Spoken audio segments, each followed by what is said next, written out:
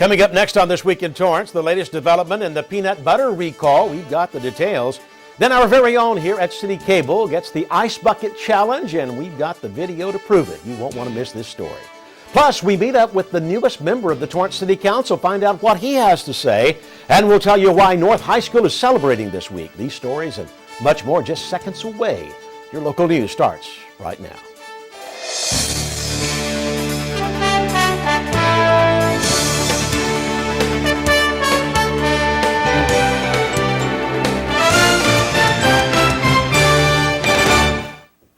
Hello, everybody, and welcome to This Week in Torrance. I'm Ben McCain. Jen Chun has the week off. Thanks for joining us.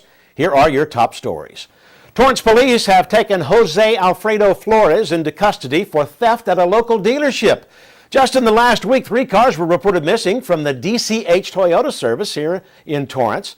The last report was taken by Torrance detectives on August 19th. According to the DCH general manager, Chris Hunter, Flores took the keys from a storage area on the second level of the service center and drove off with the vehicles in broad daylight. The first was a Toyota Tacoma on August 13th. Then an FJ Cruiser SUV was stolen from the dealership on August 15th. Next, a Prius went missing on the 19th. Flores had returned to the dealership again to presumably steal another vehicle. Employees that work in the service area said they noticed an individual that used to work there for what they call a porter service, and these individuals are contracted through the dealership to wash the vehicles and move them around the facility. Well, this individual worked there over a year ago and had been seen in a uniform walking around on the property. On the morning of the 19th, they saw that same individual driving away in the Toyota Prius off the facility, and that alerted them. Flores immediately cooperated with detectives. When he was caught, the Torrance Police Department has recovered 2 of the vehicles, and their investigation continues. A security breach at dozens of UPS stores may have exposed the credit and debit card information of its customers. A UPS spokesperson confirmed Wednesday. The data breach happened at 51 of its locations in 24 states, including stores in California. Along with credit and debit card information, the names and addresses from about 100,000 transactions between January 20th and August 11th are at risk. UPS is currently taking steps to ramp up their security and said it would offer 1 year of free identity protection and credit monitoring services to any of their customers that were affected. The breach is the latest in a string of similar cyber attacks at major American corporations, including Target, B.F. Chang's, and most recently the SuperValue and Albertsons grocery stores. Well, the Torrance Police Department received a sizable check from the state to help crack down on alcohol-related crimes. A $35,000 grant from the California Alcohol Beverage Control Department also includes assistance from ABC agents who will share their expertise to minimize alcoholic-related crimes such as drunk driving or spousal abuse. ABC's Grant Assistance Program was created in 1995 to strengthen ties between ABC and local law agencies. Business owners and the citizens of Torrance will see an increase in enforcement in neighborhoods that are near and located directly in correlation with bars and liquor stores. The Torrance Police Department will benefit from this by working hand in hand with ABC and getting more effective results in related to alcohol issues. The program helps find businesses who sell alcohol to minors, intoxicated patrons, and illegal solicitations of alcohol. The grant also helps in finding cases of illegal drug issues. Well, you may want to check your pantry after hearing this story. Recalls on peanut and almond butter found on shelves all across the U.S., Canada, and the Dominican Republic, Hong Kong, and the United Arab Emirates. Salmonella contamination is the cause of the recalls. Brands within the Hain Celestial Group include Arrowhead Mills and Maranatha brands. Also, many private labels of almond butter from Whole Foods, Trader Joe's, Kroger, and Safeway. A total of 45 production lots are affected, according to the Food and Drug Administration. The contamination was found through routine testing. Symptoms include nausea, vomiting, diarrhea, and abdominal pain. Symptoms generally arise 1 to 3 days after exposure and may last up to a week. If you have Trader Joe's brand raw, crunchy, unsalted almond butter or raw, creamy, unsalted almond butter dated December 28, 2014 to June 18, 2015, Trader Joe's will give you a refund.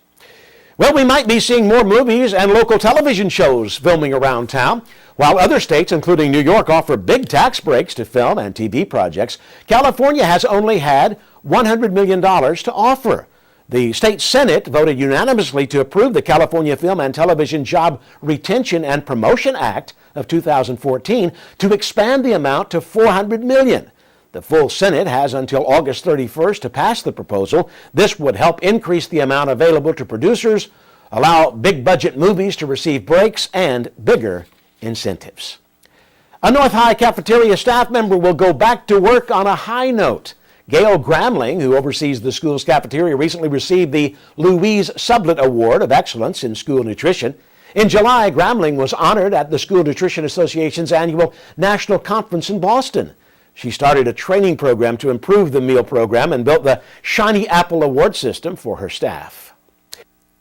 There's a new member on the Torrance City Council after a full week on the job.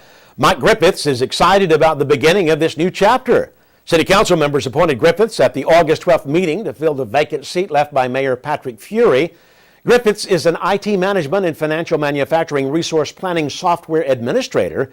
He's not only actively involved in the city through various commissions and boards, but he also volunteers with the Torrance South Bay YMCA. Tonight was very exciting to hear all the testimony from different the public and other applicants for the position. And when the vote came, it was obviously a nervous time. And when I saw after the first vote that I got nominated and ended up with 3 votes, I felt at that point like I was pretty close. And then after the second vote, to actually have received 5 votes and to have won the appointment was just a thrilling experience for me, something I truly did not expect with certainty.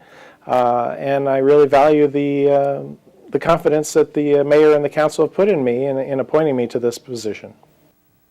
Griffiths, nominated by Councilman Gene Barnett, won the seat with a 5-1 vote. Griffiths will complete the remaining 2 years on Fury's term. Speaking of the City Council, they were back in session. Here is your update of this week's meeting. The Council officially swore in the members of the Torrance Youth Council for 2014 to 2015.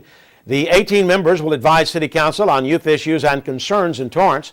City Council also approved the Youth Council annual workshop to be held at the Attic Teen Center on Saturday, September 6th. In administrative matters, the Council adopted a resolution concerning hours and wages for the Torrance Municipal Employee Association, Torrance Library Association, and crossing guards. Clarification was made by city staff on how the negotiated wage package would be distributed. Well, still ahead, we'll tell you what the flashing yellow light is all about and how Torrance is getting on board with the national standards. Plus, we'll tell you how Torrance is getting involved in the Ice Bucket Challenge. Stick around to find out.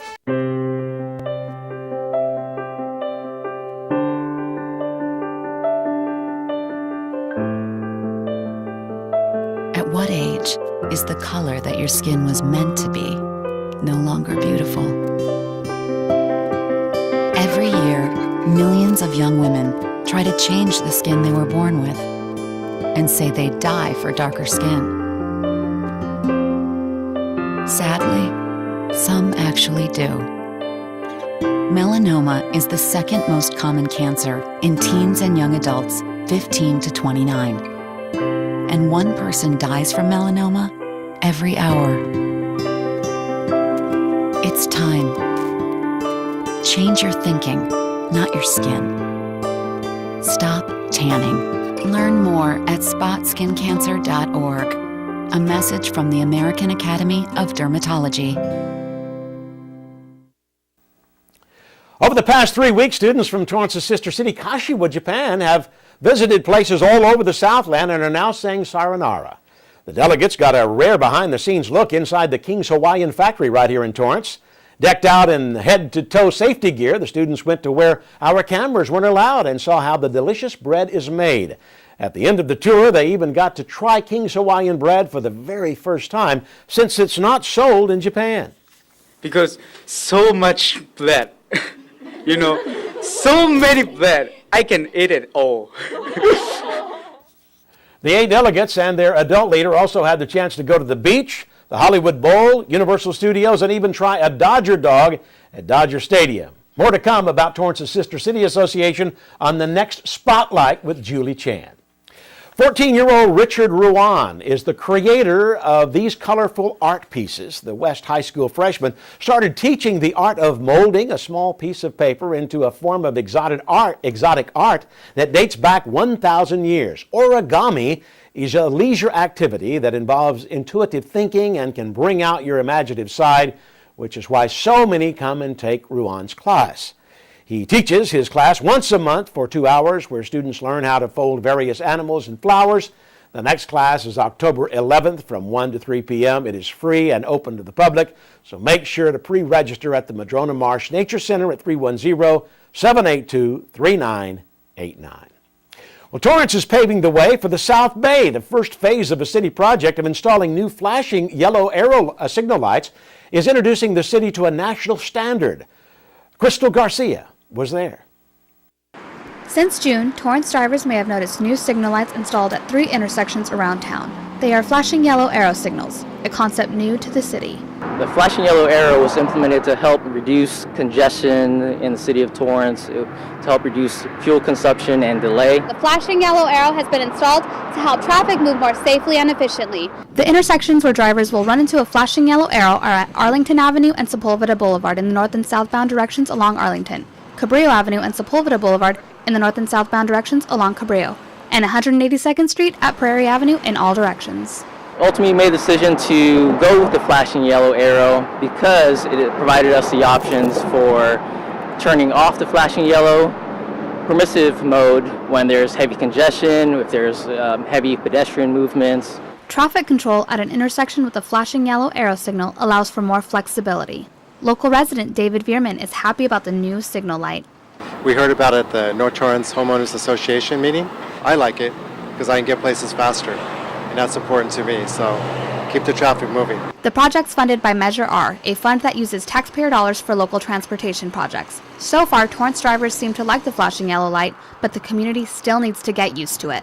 I just live down the street and I can see the cars start to line up. I think it would be great if they could do some kind of PSA that people in the South Bay know what a yellow blinking light is.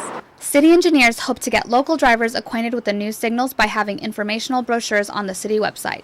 Torrance joins cities like Fullerton and Pasadena who have installed the flashing yellow left turn signal to help with local traffic congestion. For Torrance CitiCABLE, I'm Crystal Garcia. Thanks, Crystal. The project is expected to cost $650,000 when complete. According to the Washington Post, children in America are behind in math, science, and technology. Our reporter, Amy Polpey-Boone, finds out about a program being offered right here in Torrance. I was really interested to see what it was all about and fell in love with it because of the engineering process that kids get to have experience with through the program. Educators like Laura see the importance of bringing in programs that concentrate on math and science. This week-long camp for elementary age students are said to help children develop real-world skills. There is a big shift and a big emphasis on kids being able to critique the reasoning of others, to have conversations about math and science, to be able to talk about problem solving. And I think project-based learning in this camp, the STEM camp, allowed them to really do that. The students worked in small groups and were given hands-on projects to diagnose and solve problems with the limited amount of materials given. As these kids learned, learning can be a lot of fun. Most kids are just inside playing video games in the summer, but this actually teaches you something. I think I might want to be a chemist. I thought it was pretty challenging.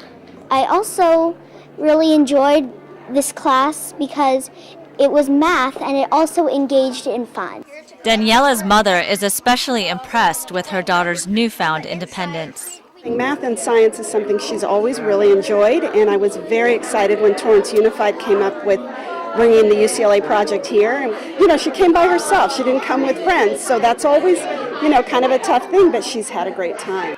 Program costs are $195, which included a certificate, t-shirt, and a notebook. The excitement on these kids' faces show just how much fun they had learning about math and science during their summer break. Last year we had 4 classrooms of 80 students. We had 180 students this year, so we've over doubled our size, and parents are asking for more and more opportunities, so we plan to continue with our summer programs and maybe branch out into after-school programs as well.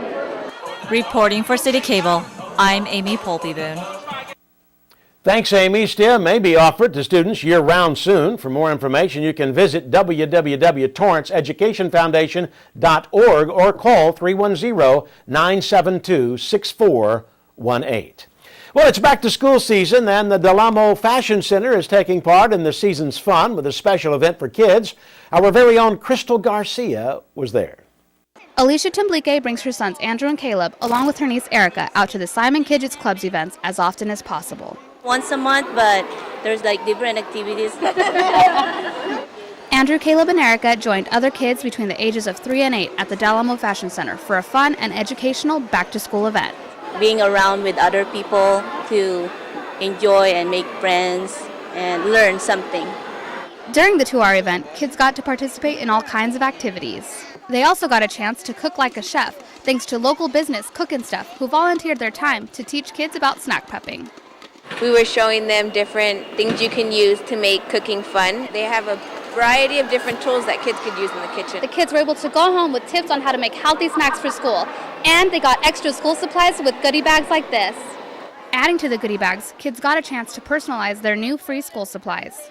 Alicia is a member of the Simon Kidgets Club for just $5 a year, and for that small fee, she gets a lot in return. For Torrance City Cable, I'm Crystal Garcia. Thanks, Crystal. The club usually holds events monthly and focuses on health, wellness, education, safety, and entertainment. If you're interested in joining, just go to simon.com.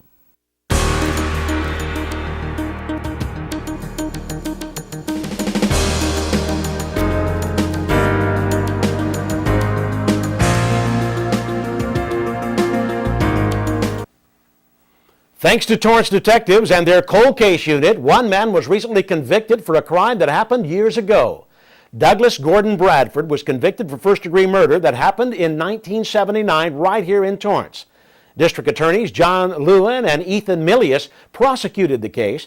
The 28-year-old nurse, Lynn Knight, was also living in Torrance. Evidence showed she had been strangled and stabbed more than 15 times. Knight's body was found in her Anza Avenue apartment. The couple had dated and later broke up. Bradford is now in custody and faces 26 years to life in prison. The suspect in that case, Mr. Bradford, was convicted and was found guilty, and we're happy that it finally brings closure to the Knight family in coping with the loss of their loved one. Bradford will return to court on October 10th for sentencing. Still ahead, we've got some great events to tell you all about, plus the Ice Bucket Challenge comes to Torrance. We've got all the details. Don't go anywhere.